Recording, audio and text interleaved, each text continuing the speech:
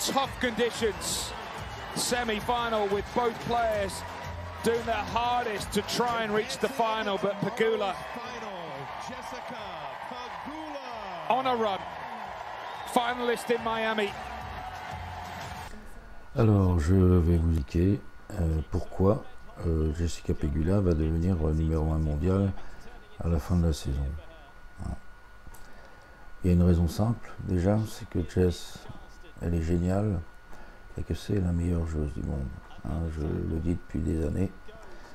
Et cette année, elle va le prouver. Bon, alors, je vais quand même vous donner des explications un peu détaillées. On va faire un point sur le classement. Sur le classement mondial actuellement, Sabalenka est numéro 1 mondial avec 10 541 points. Swiatek est deuxième avec 7 470 points. Pegula troisième avec 6 101 points. Et puis ensuite, bien Kokokov et toutes les autres qui sont derrière, pas très loin, mais qui sont derrière. Bon. Maintenant, on va faire le point sur la situation de Jess depuis le début de l'année. Alors, depuis le début de l'année, 1er janvier 2025, Jess a gagné 25 matchs et a perdu 6 matchs. Voilà. Bon. Alors, pour être honnête, on peut remarquer qu'elle n'a battu aucun membre du top 20 en dehors de Daria Kasatkina qu'elle a battu à Doha. Vous savez que Kasatkina c'est ma joueuse préférée, Jess c'est ma deuxième joueuse préférée. Mais on ne va pas parler de Kasatkina aujourd'hui parce que c'est trop triste. C'est trop triste. Voilà, donc les victoires de Jess ont été acquises contre des joueuses qui naviguent autour de la 20e place et parfois au-delà. On peut ajouter, pour être tout à fait honnête, que beaucoup de ces victoires ont été acquises à la suite d'affrontements très serrés. Et certaines ont été vraiment raccro, un peu tenant du miracle. On peut mentionner ces victoires en 3-7 contre Kalinskaya et contre Eala à Miami. Et ces victoires toujours en 3-7 contre Collins et Alexandrova à Charleston. Voilà donc le tableau de ces victoires, tableau contrasté. Donc certains pourront penser que c'est moyen et que ça n'incite pas à penser qu'elle va dépasser les deux superstars que sont Sabalenka et Swiatek.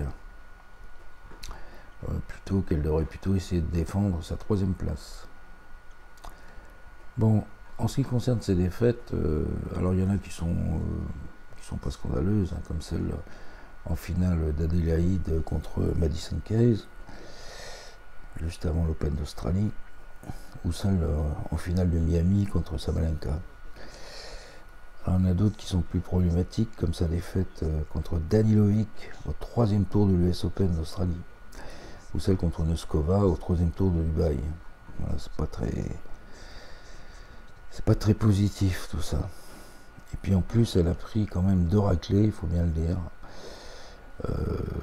contre 2 joueuses importantes quand même. Alexandrova, qui l'a battue en quart de finale de Doha, 4-6, 6-1, 6-1. Et Svitolina, qui l'a battue en 8e de finale d'Indian Wells, 5-7, 6-1, 6-2. Voilà, donc des scores pour les 2 derniers sets sans appel et qui ont dû être durs à avaler. Mais enfin. Bon, alors les arguments que je présente pour ma thèse, c'est que l'argument c'est que je vous ai déjà donné. C'est une joueuse géniale. Rien ne va l'empêcher d'être numéro 1 mondial. C'est mon argument principal. Et moi, pour ma part, j'en ai pas besoin d'autre. Bon, sinon vous avez un argument comptable. On sait que Jess a été blessée en 2024 et qu'elle n'a pas joué tous les tournois de terre battue qui commencent en ce moment. Stuttgart, tournoi 500 qui se joue cette semaine. Ensuite Madrid, tournoi 1000, Rome, tournoi 1000 et Roland Garros. Ensuite, je ne compte pas le tournoi de Strasbourg. auquel les joueuses en général ne participent pas puisqu'il est situé juste avant Roland Garros. Donc Jessica Pegula n'a aucun point à défendre, tandis que Swiatek, qui a gagné l'an dernier Madrid, Rome et Roland Garros, a 4000 points à défendre. 4000 points à défendre.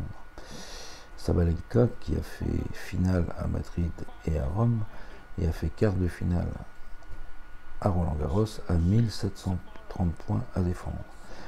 Donc Jess part avec un avantage confortable de points sur cette saison de terre battue.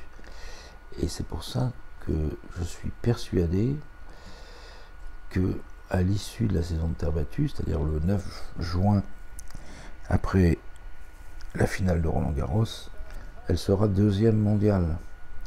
Parce que elle va marquer des points. En 2022, elle a marqué à peu près 1200 points. Elle a fait finale à Madrid, troisième tour à Rome et quart de finale à Roland Garros. Donc si elle fait l'équivalent, je pense qu'elle fera au moins ça. Elle marquera un certain nombre de points, comme de son côté Swiatek aura beaucoup de mal à réitérer sa performance de 2024. Je n'y crois absolument pas. Elle va céder des points. Donc Jess sera numéro 2 mondial le 9 juin prochain. Voilà. Alors en ce qui concerne Sabalenka, elle a une avance confortable, bien entendu, 4440 points d'avance sur Jess. Mais elle a donc ses points à défendre sur terre battue.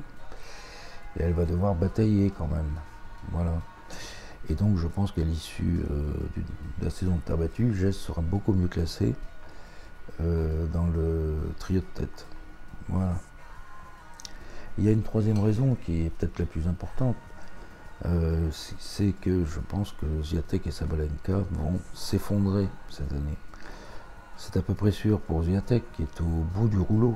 Hein. On le voit tournoi après tournoi, elle arrive en fin de cycle. Il ne reste plus qu'à le confirmer. Ce sera fait à mon avis pendant la saison de terre battue et elle va s'effondrer au classement. Voilà. En ce qui concerne Sabalenka, je pense que sa réussite est vraiment exceptionnelle. Elle a une réussite insolente depuis quelques années, mais ça va finir par s'arrêter. Hein. Elle a des failles techniques, Sabalenka. Alors elle mise tout sur la puissance et sur la confiance. C'est vrai qu'elle a une confiance absolue en elle. Mais ça ne va pas tenir éternellement, ça ne va pas tenir. Et ce qui pourrait se passer, c'est qu'il y a une bascule cette saison. Et notamment, ça pourrait être un nouvel affrontement entre Jess et Sabalenka, dont Jess sortira vainqueur. Voilà pourquoi je suis persuadé que Jess Pegula, malgré ses 31 ans, malgré ses difficultés parfois, sera numéro 1 mondial à la fin de l'année. Je vous ai donné beaucoup d'arguments qui peuvent se discuter, mais mon argument principal reste le même. Et on peut le résumer ainsi, elle sera numéro 1 mondial parce qu'elle est la meilleure joueuse du monde. Merci.